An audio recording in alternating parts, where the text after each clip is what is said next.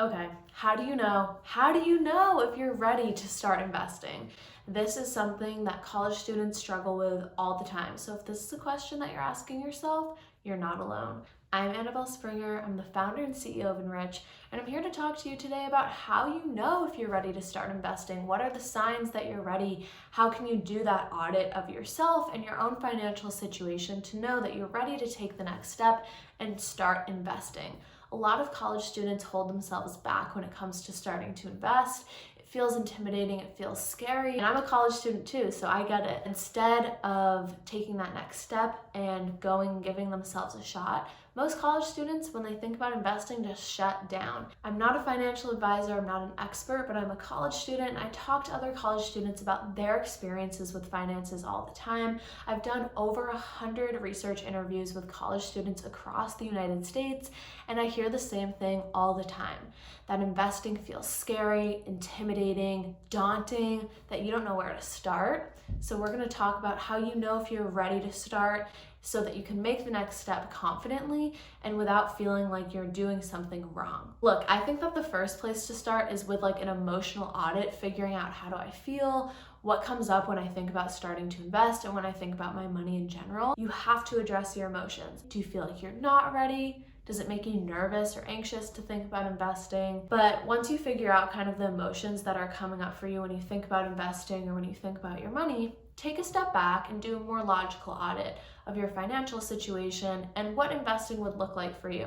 Now with NRICH, we always lean towards investing in index funds, and if you take the NRICH survey, which I'll link down below, you can get a match to an investment account that helps you open up your first investment account so that you can start investing in index funds for the long term. So it's not like day trading, it's not stock trading. It's one of the most straightforward ways to invest, and it's stress-free, it's not high risk. Index funds have an average rate of return of around 10% annually. That's been about the performance of the S&P 500 index in the United States. And those are the types of indices that we recommend investing in over here at NRICH. So one of the things when it comes to figuring out if you're ready to start investing is how much money do you have? And you have to ask yourself, how much money do I have and is it consolidated? Because a lot of times with college students, we have a checking account, a savings account, we have money in Venmo, maybe money in Cash App. The first thing that I find to be the most helpful is to consolidate your money and figure out how much money you have cumulatively.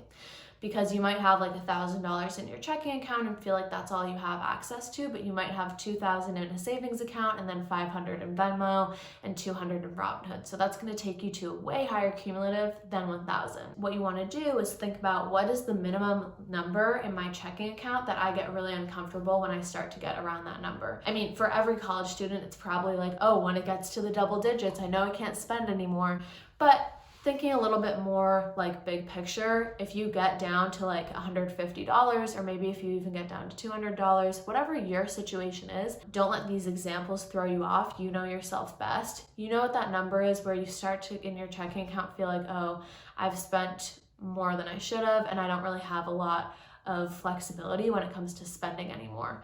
Think about what that number is for you, because you don't want to go past that. You don't want to take out more money than you're comfortable with. To start investing, you can start with as little as $20. So if that's all you're comfortable with starting with, the NRICH survey is a great resource for you. We have account matches that will match you to an account that works for your account minimum. Of course, by all means, if you're more comfortable doing your research on your own, or if you want to take the survey and then research on your own as well, there's nothing wrong with that. The NRICH survey is just another resource for you. So then you can get a sense of how much money you have cumulatively and then how much money you want as a bare minimum in your checking account. And what the difference is what you could start investing with. Now, if that difference is like over $1,000 and you've never invested before and that amount of money as a starting value makes you feel nervous, then just break it down a little bit. You can do $500. You don't have to start with the hugest chunk of money. It's really about starting with what feels comfortable to you so that you can sustain the habit, and you can always add to your investments later. For sake of example, I love examples, so I'm just gonna use one in this video. Let's say you have $3,000 cumulatively. You don't really wanna go below $500 in your checking or in your savings account. So that means that you have about $2,000 that you could start investing with. but you're not sure if you really want to take the plunge with that much money. Okay, let's take it down to $1,500. That is a huge sum to start investing with. I just said that you could start with $20. That's awesome. If you have more than $20, if you have $1,000, if you have more than that, that is awesome. You definitely have the means to be able to start investing, and time is on your side. If you have $20 that you could forgo and start to invest for the long term with, and you have to keep in mind, this is investing for the long term. You're not going to be seeing that $20 again for a while, but it will be experiencing compound interest if you choose to invest in index funds. Once you've taken those steps, you're ready to start investing. And if you need more help on how to start investing, feel free to watch my video about how to start investing. So thank you so much for watching. Comment down below if you're starting your investment journey. Thanks so much again for watching. Bye!